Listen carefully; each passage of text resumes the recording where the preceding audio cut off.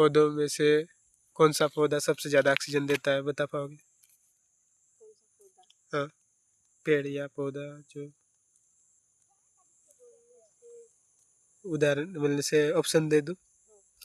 नीम, पपीता, पीपल, काजू। पीपल। हाँ, पीपल। तो सबसे ज़्यादा ऑक्सीजन कौन सा पेड़ देता है? पीपल। तो छोटे पौधे ज़्यादा कार्बन सोखते हैं कि बड़े पौधे कार्बन डाइऑक्साइड? बड़े पौधे। तो छोटे पौधे उतना सोख नहीं पाते, बड़े पौधे ज़्यादा सोखते हैं। और जैसे जल का उपयोग खाना बनाने के लिए, हाँ, सही। पीने के लिए, और जीव जंतु पीने के लिए, सही। पेड़ पौधे को भी पानी, और फसल उगाने के लिए भी पानी का उपयोग। सही। और बहुत सारे कामों में उपयोग होता है ना। तो और जैसे अग्नि नहीं रहता तो क्या होता, कुछ इससे प्रभाव पड़ता? अग्नि का आविष्कार नहीं होता तो? कुछ चीज को कच्चा खाना पड़ता। हाँ, सही। और जैसे बाकी काम भी थोड़ा जो अग्नि से अभी जो हो रहा है वो नहीं हो पाता ना। और जैसे जल, अगर जल का अचानक कमी हो जाएगा तो क्या होगा? जीव जंतु मरने लगेंगे। सही, क्योंकि जल से ही जीवन है। जल रहेगा तो तभी जैविक क्रियाएं हो पाएगा। और जैसे हवा नहीं रहेगा तो क्या होगा?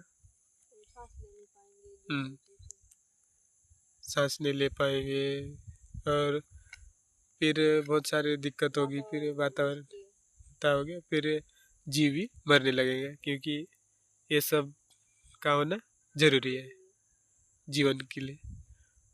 जैसे चांद में ये सब नहीं है तो उसमें जीवन नहीं है, अगर ये सब हो जाएगा तो फिर उसमें भी जीवन आ जाएगा। और जैसे मिट्टी, जैसे स्टार, स्टार को हिंदी में क्या बोलोगे? और चांद को इन अंग्रेजी में क्या बोलोगे, क्या बोलते हैं? हाँ, मून। और जैसे सूरज को क्या बोलते हैं अंग्रेजी में? सन।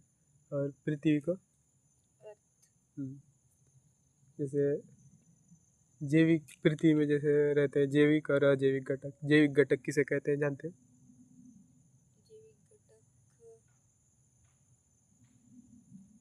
जैसे उदाहरण दे दो, मैं जैविक घटक के बारे में बता दूंगा।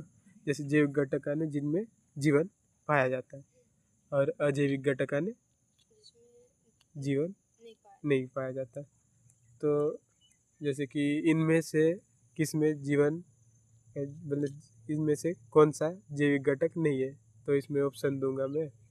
जैसे गाय, बैल, और जैसे बकरी और पत्थर। हाँ, तो पत्थर क्या है? अजैविक। तो ये सब। और जैसे जैविक और जैविक में हुई, और सजीव और निर्जीव भी उसी के आधार पर कहा जाता है। सजीवा ने जिनमें जीवन, निर्जीवा ने जिसमें जीवन नहीं पाया जाता। और जैसे चांद